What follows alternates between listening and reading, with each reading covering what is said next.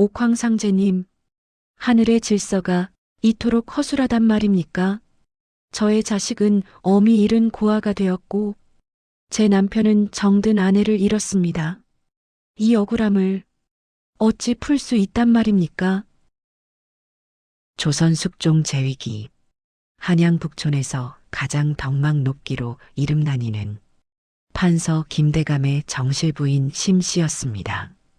그녀는 사대부 가문의 여인임에도 불구하고 자애로움이 깊어 집안 노비들은 물론 성 밖의 굶주린 이들까지 살뜰히 챙기던 여인이었습니다. 그러던 그녀가 어느 날 밤 아무런 징조도 없이 갑자기 숨을 거두었습니다. 향년 42. 해가 저물기엔 아직은 한참 이른 나이였어요. 김대감 집안은 순식간에 곡소리로 뒤덮였습니다. 멀쩡하던 안방마님이 저녁 수라를 든 뒤 잠자리에 들어 영원히 깨어나지 못했으니 사람들은 이를 급살이라 부르며 두려워했지요. 하지만 정작 혼백이 되어 자신의 육신을 내려다보는 심씨 부인은 황망하기 그지없었습니다. 그녀의 등 뒤에는 시퍼런 빛을 내뿜는 저승사자들이 심씨 부인, 가야 할 시간이요. 옥황상제의 명령이니 지체할 수가 없습니다. 심씨는 자신의 어린 아들이 어머니의 시신을 붙잡고 통곡하는 모습을 보며 가슴이 찢어지는 고통을 느꼈어요. 억울했습니다. 몸에 병 하나 없었고 죽어야 할 이유도 없었습니다. 그러나 저승사자들에게 이끌려 그녀의 혼백이 허공으로 끌려 올라가 저승의 문턱에 닿았습니다. 만물의 생사를 관장하는 옥황상제의 제단에 심씨가 끌려왔습니다. 옥황상제는 거대한 명부를 펼쳐들고 그녀를 신문하려 했지요. 그런데 명부를 훑어보던 옥황상제의 눈썹이 심하게 흔들렸습니다. 잠깐, 여인의 이름이 무엇이더냐? 한양 북촌에 사는 심씨였고 이름은 심예경이라 하옵니다. 사자들의 대답에 옥황상제가 책상을 쾅 하고 내리치니 하늘이 무너질 듯 천지가 진동했습니다. 이런 멍청한 놈들! 내가 데려오라고 한 사람은 평안도 보산에 90살 된 심가순 할멈이거늘 이름 한자가 비슷하다고 생떼 같은 한양 부인을 데려오다니 이 일을 어찌할꼬? 옥황상제의 호통에 저승사자들이 바짝 엎드렸습니다. 심씨 부인은 기가 막혔어요.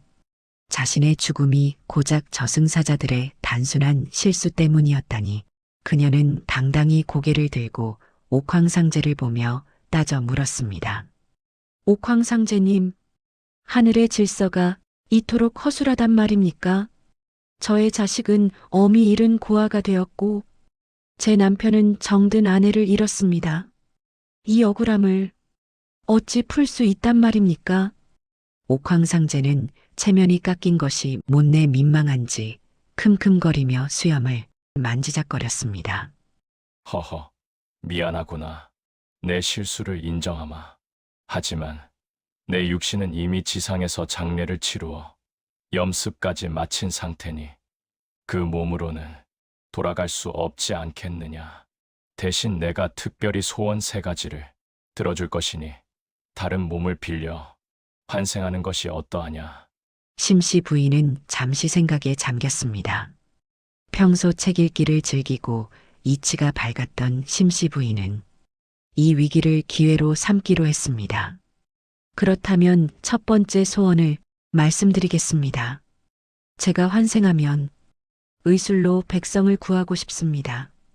하지만 지금 다시 의술을 공부하기엔 시간이 없으니 옥황상제님의 서고에 있는 생명의 책을 주시옵소서. 옥황상제는 난처한 기색을 보였습니다. 그 책은 방대하여 읽는 데만 수십 년이 걸린다. 내가 여기서 책을 읽는 사이에 지상의 내 가족은 모두 늙어 죽을 것인데 어찌하려느냐. 그러자 심씨가 눈을 빛내며 제안했습니다. 그럼 책을 읽지 않겠습니다. 대신 제가 환자를 마주할 때마다 그 환자에게 필요한 천서의 구절이 제 눈앞에 황금빛 글자로 떠오르게 해주소서. 지상의 언어가 아닌 하늘의 지식으로 직접 소통하게 해달라는 말입니다.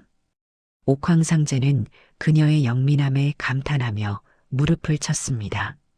그래, 내 눈에만 보이는 살아있는 의소를 허락하마. 심씨 부인은 멈추지 않고 두 번째와 세 번째 소원을 이어나갔습니다. 두 번째로 병마의 비명을 듣는 귀를 주소서. 맥을 짚지 않아도 오장육부가 내는 소리를 들어 병의 근원을 알게 하소서. 마지막으로 제 손에 천상의 기운을 불어넣어 주소서. 제 손길이 닿는 곳마다 고통이 씻겨 내려가고 독이 중화되게 하소서. 옥황상제는 그녀의 요구가 무거웠으나 자신의 실수가 워낙 컸기에 모든 것을 허락하게 되었습니다.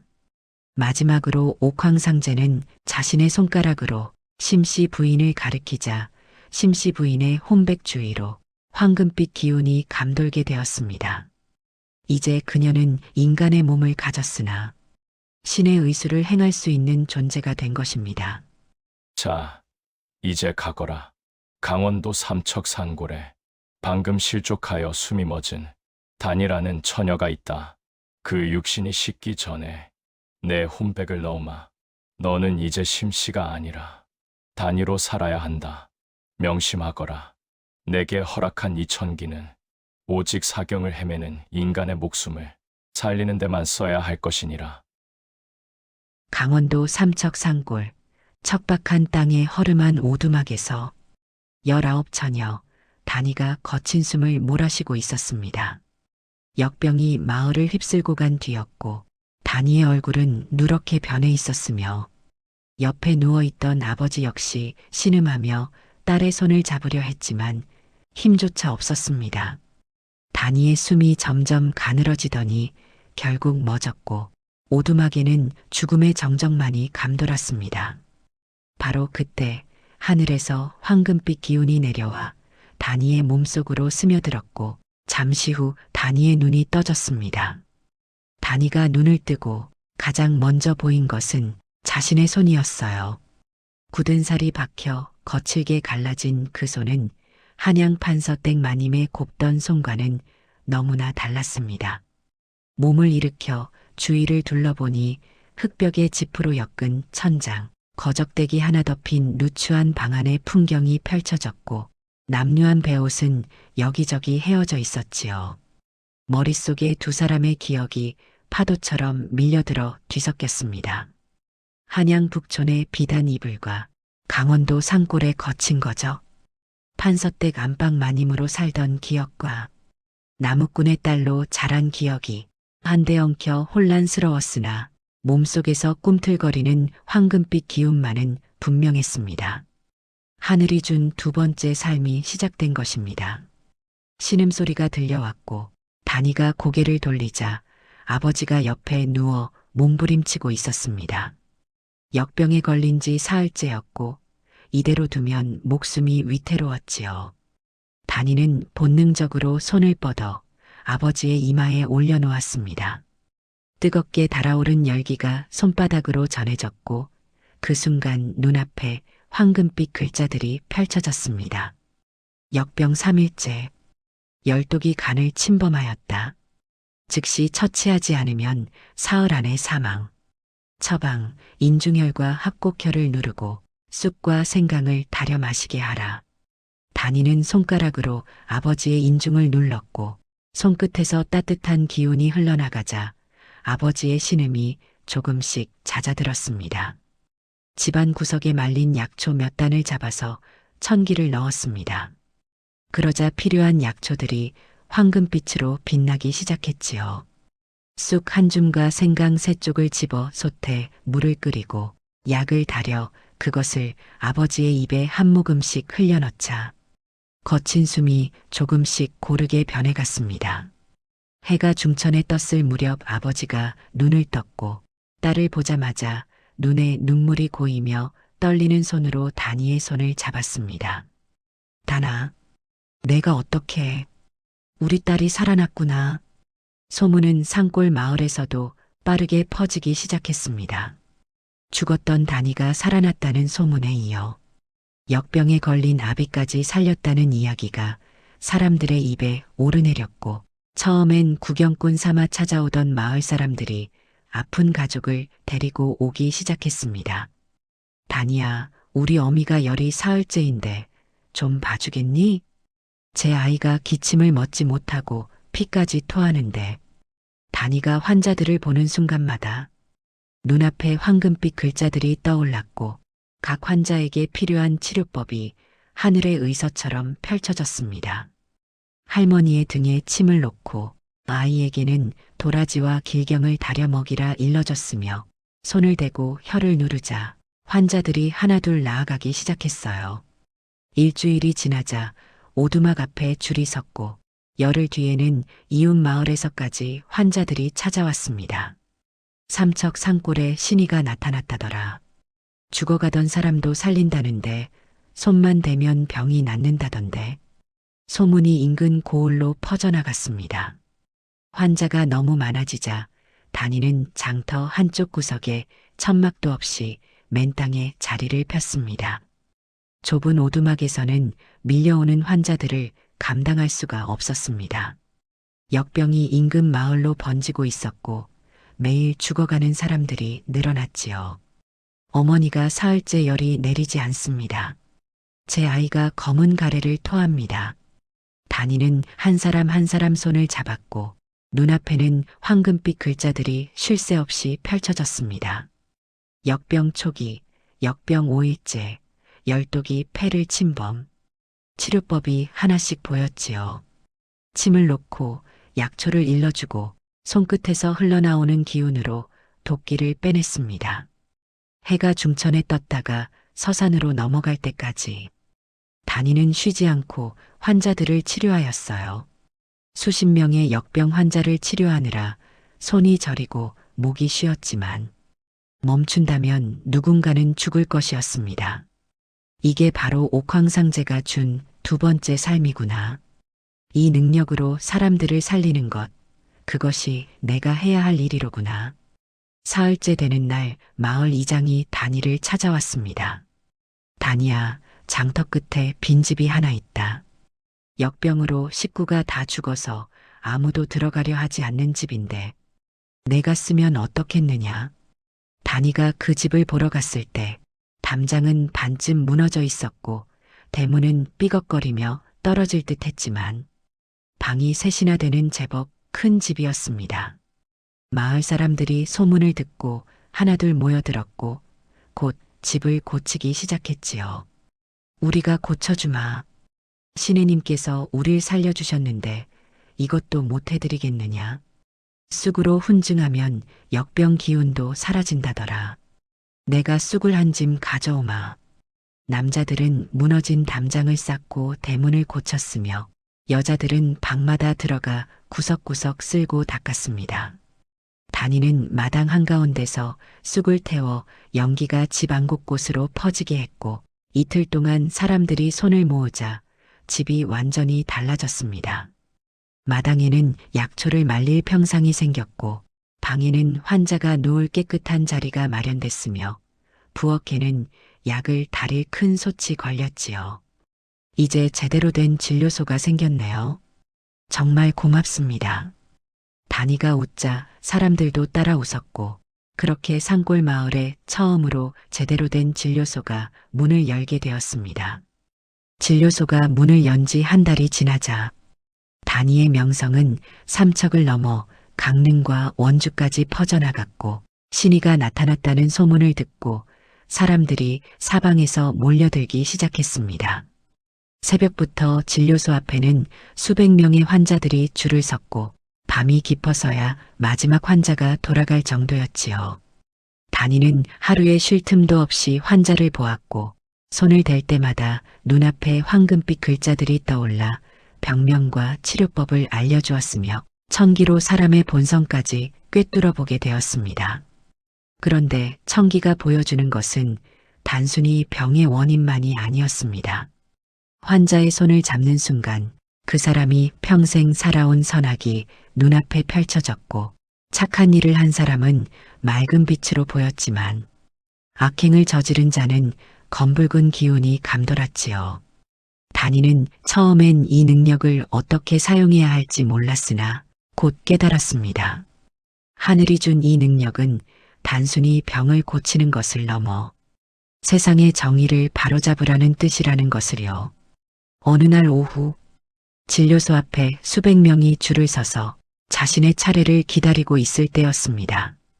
갑자기 거리 저편에서 화려한 가마 하나가 나타났고 가마를 맨 하인들이 사람들을 거칠게 밀쳐내며 길을 내기 시작했습니다. 비켜라! 비키지 못할까? 대감마님께서 지나가신다! 줄을 서 있던 백성들이 비틀거리며 옆으로 밀려났고 새벽부터 기다리던 노파가 넘어져 무릎을 다쳤지만 하인들은 아랑곳하지 않았습니다. 가마가 진료소 문 앞에 멈춰섰고 그 안에서 비단 도포를 입은 중년의 대감이 나타났지요. 여기가 신의가 있다는 진료소인가? 대감이 사방을 둘러보며 코를 찡그렸고 진료소의 소박한 모습과 흙먼지 날리는 마당을 보며 불쾌한 표정을 지었습니다. 내가 몸이 아파서 아무것도 먹지 못한 지가 사흘째다. 당장 나를 치료해라. 단이가 줄을 가리키며 조용히 말했습니다. 줄을 서십시오. 여기서는 누구나 평등합니다. 대감의 얼굴이 붉어졌고 부채를 휘두르며 소리쳤습니다. 무엇이? 이 천한 것이 감히 나보고 줄을 서라고? 너는 내가 누군지 아느냐? 내가 원주 목사의 매제이고 이 고을에서 땅이 제일 많은 사람이다. 단이는 대감의 손을 보는 순간 청기가 발동했고 눈앞에 검붉은 기운이 소용돌이쳤습니다. 소작인들에게서 강제로 곡식을 빼앗고 세금을 부풀려 착복하고 빚을 갚지 못한 가난한 집의 딸을 끌고 간 일들이 주마등처럼 펼쳐졌지요. 단이가 차갑게 말했습니다. 그렇다면 목숨값을 내십시오. 황금 100냥입니다. 뭐 100냥이라고?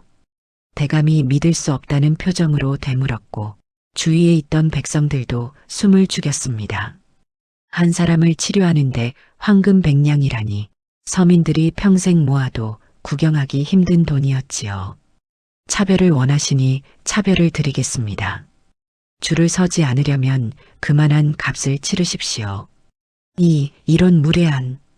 대감이 분노에 떨었지만 배의 통증이 심해지자 결국 하인에게 눈짓했고 하인이 황금 100냥이 든 주머니를 던지듯 내밀었습니다. 단이는 그것을 받아 진료소 구석에 놓았고 대감의 배를 짚었지요.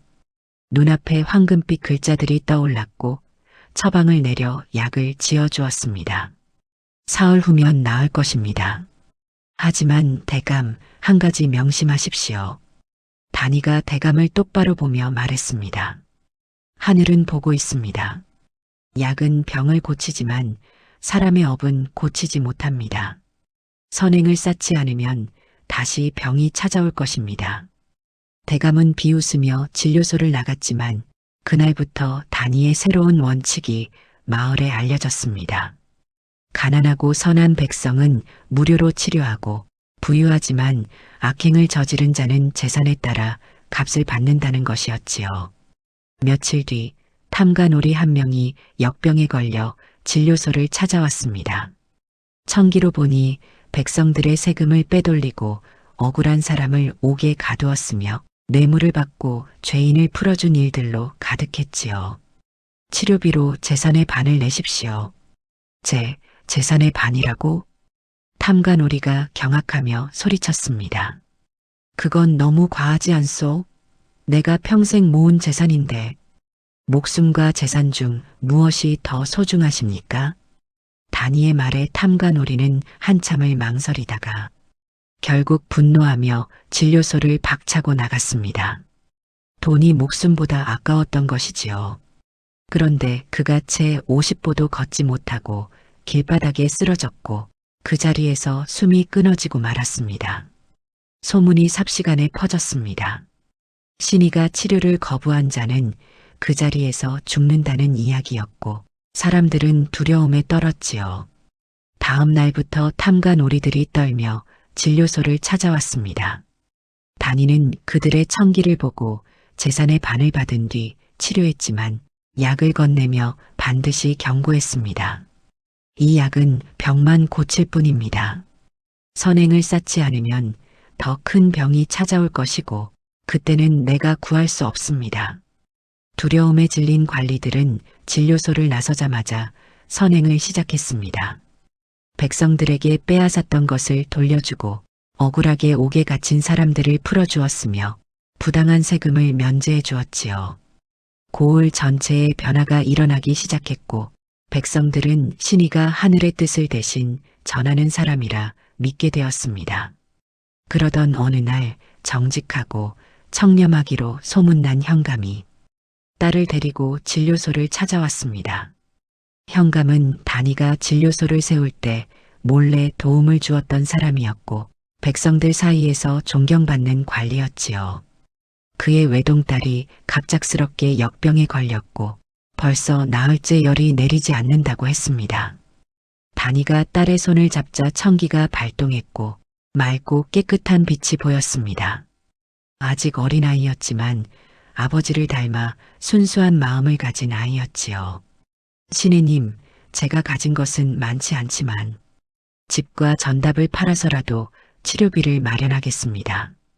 현감이 절박하게 말했고 단이는 그의 손을 잡으며 미소 지었습니다. 현감의 청기도 밝게 빛났고 평생 청렴하게 백성을 위해 일한 기록들이 펼쳐졌지요. 어르신의 마음은 이미 황금보다 귀합니다. 치료비는 필요 없습니다. 단이는 밤새 현감의 딸을 정성껏 간호했고 천상비법과 천상생명초의 능력을 모두 동원해 치료했습니다. 사흘 뒤 아이의 열이 내렸고 현감은 눈물을 흘리며 단이에게 절을 올렸지요. 이 일이 알려지자 사람들은 더욱 확신하게 되었습니다. 신인은 돈이 아니라 사람의 마음을 보고 치료한다는 것을, 그리고 하늘이 정한 정의를 세상에 펼치고 있다는 것을요. 단이의 진료소는 이제 단순히 병을 고치는 곳이 아니라 세상의 선악을 가르고 정의를 세우는 곳이 되어가고 있었습니다. 단이의 명성이 강원도를 넘어 경상도와 충청도까지 퍼져나가던 어느 날 한양에서 급보가 전해졌습니다. 임금께서 역병에 걸리셨다는 소식이었고 궁궐의 모든 어이들이 총동원되었지만 차도가 없다는 것이었지요. 나라 전체가 슬픔과 두려움에 빠졌고 대신들은 밤낮으로 궁궐을 드나들며 대책을 논의했으나 뾰족한 방법이 없었습니다. 그 소식이 강원도 삼척까지 전해졌을 때 단이의 진료소를 후원해왔던 청렴한 현감이 결단을 내렸습니다. 그는 자신의 딸을 살렸던 신의를 기억하고 있었고 만약 그녀라면 임금의 병도 고칠 수 있을 거라 믿었지요. 현감은 밤을 새워 상소문을 썼고 새벽녘 급히 사신을 한양으로 보냈습니다. 강원도 삼척에 신의가 계십니다. 하늘이 내린 능력으로 수천 명을 살린 의원이옵니다. 임금의 병환을 고칠 수 있는 이는 오직 그뿐이옵니다. 상소문이 궁궐에 도착했을 때 대신들은 반신반의했으나 임금의 상태가 위독해지자 선택의 여지가 없었습니다. 곧 왕명이 내려졌고 사신이 삼척으로 급파되었지요. 사신이 진료소에 도착했을 때 단이는 노파의 다리에 침을 놓고 있었습니다. 화려한 관복을 입은 사신이 나타나자 진료소 앞에 줄 서 있던 사람들이 모두 무릎을 꿇었고 단이도 침을 놓던 손을 멈추고 일어났습니다. 신의 단이가 그대인가? 그렇습니다. 임금께서 역병으로 위독하시다. 어이들이 모두 손을 놓은 상황이니 즉시 한양으로 동행하라는 왕명이시다. 단이는 잠시 진료소 안을 둘러봤습니다. 아직 치료받지 못한 환자들이 수십 명이나 기다리고 있었고 그들의 눈에는 불안과 기대가 뒤섞여 있었지요. 하지만 임금의 병을 외면할 수는 없었습니다. 마을 약방 주인에게 진료소를 맡기겠습니다. 간단한 병은 그가 돌볼 수 있을 것입니다. 단이는 급히 약재와 침통을 챙겨 작은 보따리를 만들었고 진료소 문 앞에 섰던 환자들에게 고개 숙여 인사했습니다. 곧 돌아오겠습니다. 그때까지 부디 건강하십시오. 한양까지는 사흘길이었으나 사신이 준비한 빠른 말을 타고 이틀 만에 도착했습니다. 북촌의 궁궐 담장이 보이자 단이는 가슴이 뛰는 것을 느꼈는데 전생의 기억이 떠올랐기 때문이었지요. 이곳에서 자신은 판서댁 마님으로 살았고 이 거리를 가마를 타고 다녔으며 저 궁궐담 너머에서 임금을 뵌 적도 있었습니다. 하지만 지금은 강원도 산골에서 온 평민 의원일 뿐이었습니다. 궁궐 안으로 들어서자 어이들이 단이를 가로막았습니다. 나이 지긋한 수석 어이가 단이를 위아래로 훑어보며 코웃음을 쳤어요. 이게 신이라는 자인가? 산골 처녀가 임금의 병을 고친다고? 강원도에서 수천 명을 살렸다고 들었습니다. 젊은 어이가 옆에서 말했으나 수석 어이는 고개를 저었습니다. 백성들 치료하는 것과 임금을 치료하는 것은 천지 차이다. 우리가 먼저 시험해보고 임금 앞에 들릴지 말지 결정하겠다. 어이들이 단이를 작은 방으로 데려가 의학 지식을 묻기 시작했습니다. 맥의 28가지 종류, 오장육부의 상생상극, 약초의 성질과 배합법, 침의 깊이와 각도까지 끊임없이 질문이 쏟아졌고 어이들은 단이가 대답하지 못하기를 기다리는 듯 했습니다.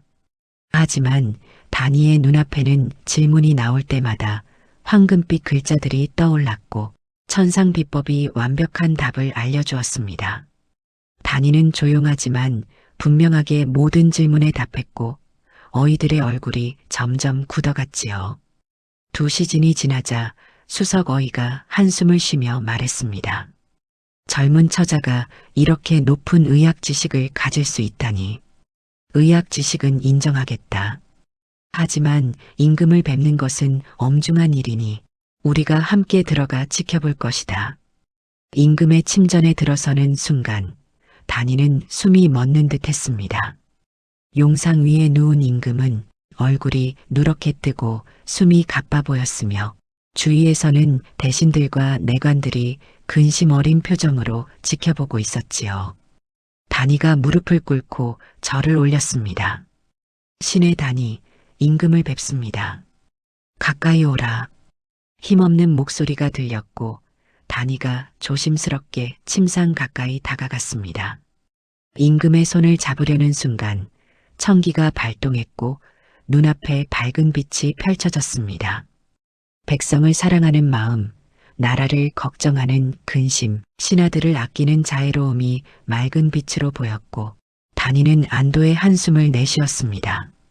선한 임금이었습니다. 진맥하겠습니다. 단이가 임금의 손목을 잡자 황금빛 글자들이 눈앞에 펼쳐졌습니다.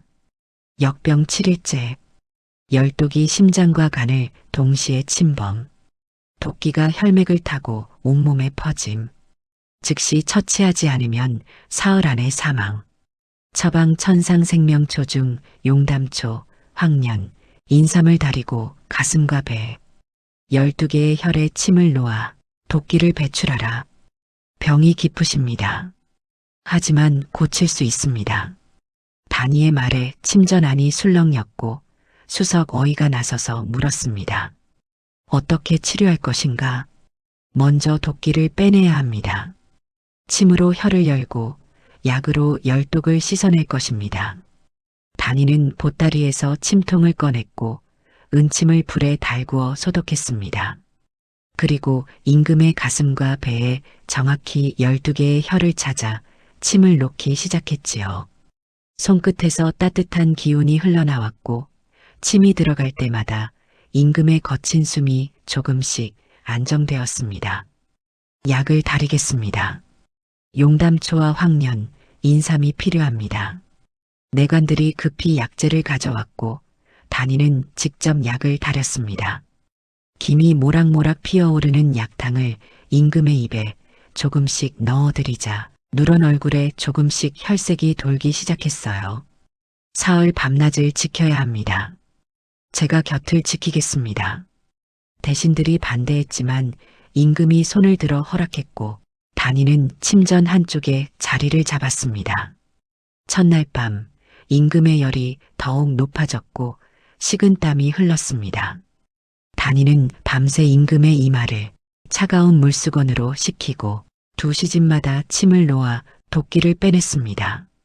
둘째 날 임금이 검붉은 가래를 토해냈어요. 어이들이 놀라 뛰어들었지만 단이는 침착했습니다. 도끼가 빠져나오는 것입니다. 좋은 징조입니다. 셋째 날 새벽녘 임금의 열이 내리기 시작했고 거친 숨이 고르게 변했습니다. 해가 떠오를 무렵 임금이 눈을 떴습니다. 여기가 어디냐? 전하, 깨어나셨습니다. 대신들이 환호성을 질렀고 궁궐 전체가 기쁨의 함성으로 가득 찼습니다. 종을 울려 백성들에게 알렸고 한양거리가 축제 분위기로 바뀌었지요. 임금이 단이를 보며 말했습니다. 그대가 짐을 살렸구나. 하늘이 하신 일입니다. 아니다. 그대의 손이 짐을 살렸다. 임금이 내관에게 명했습니다. 오늘부터 단이를 신의로 명하고 한양 한복판에 진료소를 세워주어라. 황금과 전답도 하사하라. 단이가 고개를 숙였습니다. 황금과 전답은 사양하옵니다. 다만 진료소 하나만 받겠나이다. 가난한 백성과 양심적인 관리는 무료로 치료하고 탐욕스러운 자에게는 대가를 받아 정의를 세우고 싶습니다. 임금이 고개를 끄덕였습니다. 기특하구나. 그대의 뜻대로 하라. 짐이 허락한다. 그렇게 단이는 한양 종로 한복판에 큰 진료소를 얻게 되었고 신이라는 칭호를 받았습니다. 강원도 산골에서 시작된 이야기가 이제 나라의 중심으로 옮겨온 것이었지요. 한양 종로의 진료소는 문을 연 지 보름 만에 삼척의 진료소보다 더 바쁜 곳이 되었습니다. 새벽부터 밤까지 환자들이 끊이지 않았고 단이는 하루에 수백 명이 넘는 사람들을 치료하기 바빴어요. 가난한 백성들은 무료로 치료받았고 부유하지만 악행을 저질렀던 자들은 떨며 찾아와 재산의 일부를 내고 치료받은 뒤 개과천선했습니다. 단이의 원칙은 한양 전체에 변화를 가져왔습니다. 탐관오리들이 두려움에 백성들에게 빼앗았던 것을 돌려주었고 억울한 옥사가 풀렸으며 부당한 세금이 면제되었지요. 임금께서도 단이의 방식을 칭찬하시며 말씀하셨습니다. 신의는 병만 고치는 것이 아니라 세상의 마음도 고치는구나. 그렇게 석 달이 흘렀습니다. 어느 날 오후 단이가 노파의 허리 통증을 치료하고 있을 때였습니다. 진료소 문이 열리며 낯익은 얼굴이 들어왔고 단이의 손이 잠시 멈췄습니다. 춘향이었습니다. 전생에서 자신을 섬기던 하녀였고 자신이 죽던 날 밤 누구보다 슬퍼하며 곡했던 그 사람이었지요. 하지만 지금 춘향의 얼굴에는 전생의 여유가 없었고 눈가에는 깊은 주름이 패여 있었으며 손은 거칠게 갈라져 있었습니다. 단이가 침착하게 물었습니다. 어디가 편찮으십니까? 춘향이 단이를 보았으나 알아보지 못했습니다. 당연했지요. 눈앞에 있는 것은 19쌍골 처녀의 얼굴이었으니까요.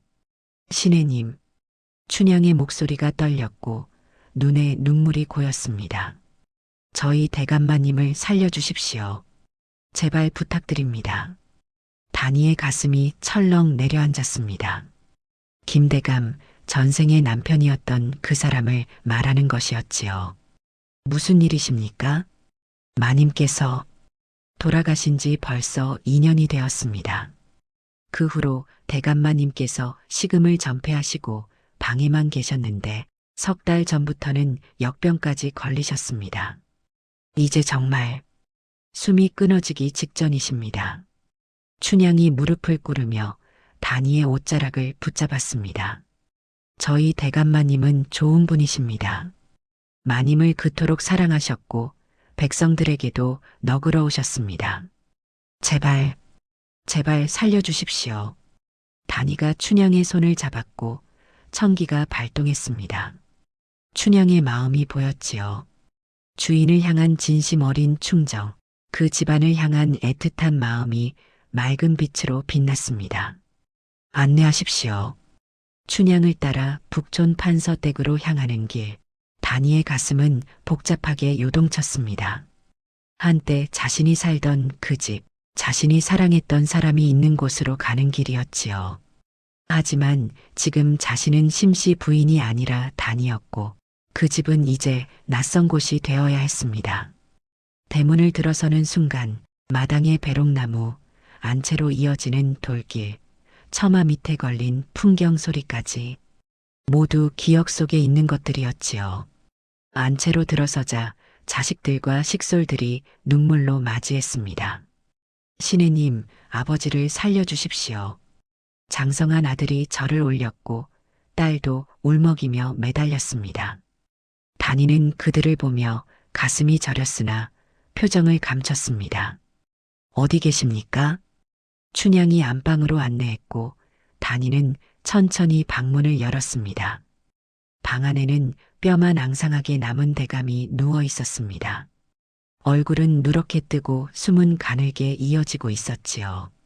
전생에서 자신을 그토록 사랑했던 그 사람, 자신이 죽던 날 시신을 부둥켜 안고 통곡했던 그 사람이었습니다. 단이가 조용히 다가가 대감의 손을 잡았습니다. 순간 청기가 발동했고 눈앞에 대감의 삶이 펼쳐졌습니다. 아내를 잃은 슬픔, 그리움, 식음을 전폐하며 죽음만을 기다리던 나날들이 보였지요.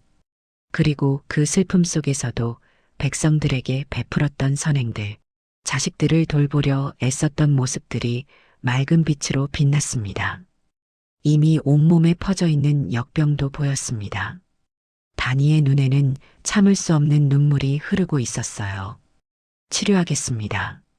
단이는 밤새 대감 곁을 지켰습니다. 천상생명초를 보며 약을 지었고 천상비법의 지시대로 침을 놓았으며 손끝에서 흘러나오는 따뜻한 기운으로 대감의 몸을 감쌌지요. 역병을 치료하고 막힌 기혈을 풀고 죽어가던 생명의 불씨를 되살렸습니다. 새벽녘 대감의 눈이 천천히 떠졌습니다.